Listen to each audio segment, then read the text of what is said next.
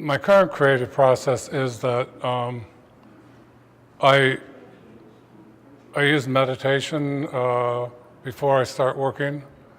And when I'm in the actual studio and I'm doing work, I'm always trying to move myself, my conscious self, out of the way and work as openly from a non-judgmental state as I can possibly be. I don't want to say that I'm in my subconscious, but I'm definitely trying to not be thinking, oh, should I do this or should I do that? I'm trying to allow a universal energy to flow through me, to basically be a channel.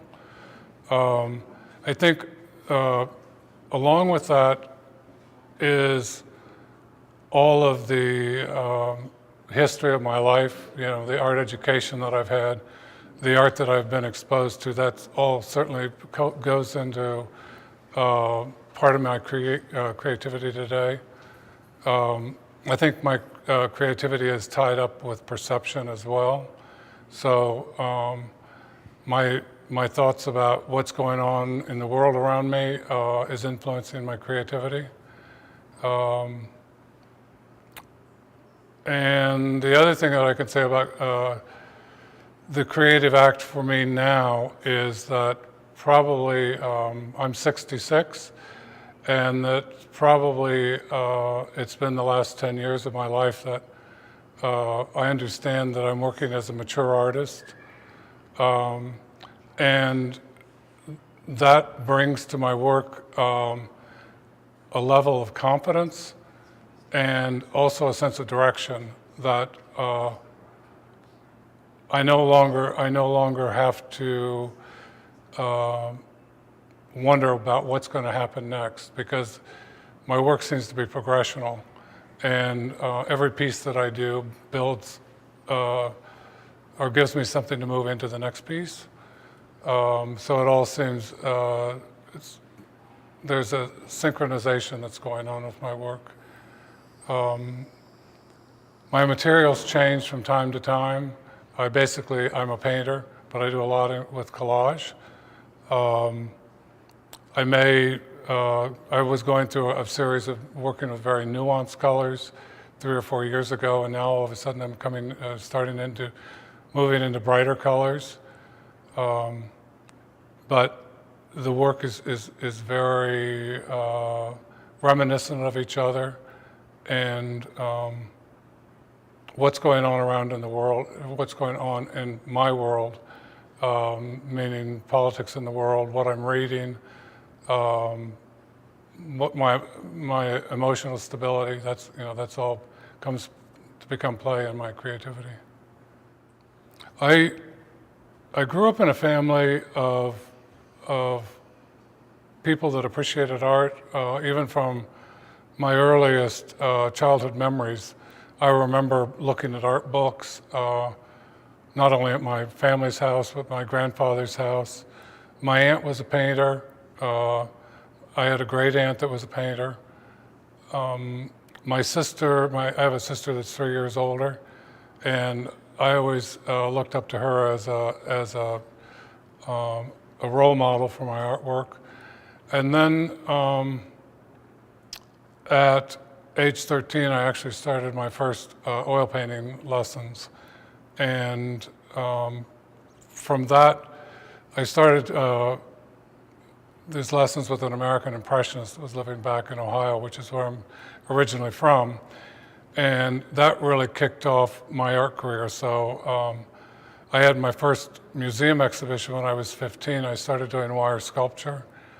And an artist had shown me how to do sculpture with copper wire, which was actually much too malleable for my purposes. So I went out and found wires that worked for me and did a big series of horses and figurative pieces, which ended up at the Morgan Museum in Lexington, Kentucky.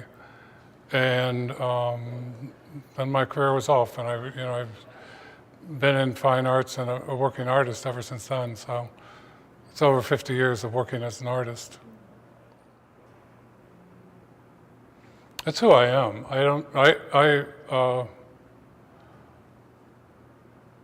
I can't divorce myself from being an artist. It's just, I don't know. I think creativity, artistic talent.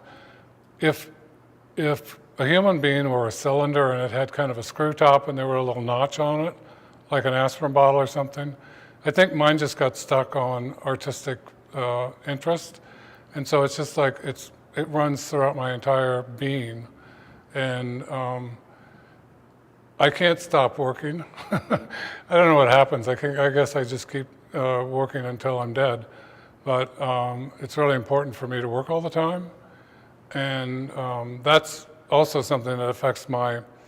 When you go back about talking about creativity, you know you have to be there and you have to show up and you have to work.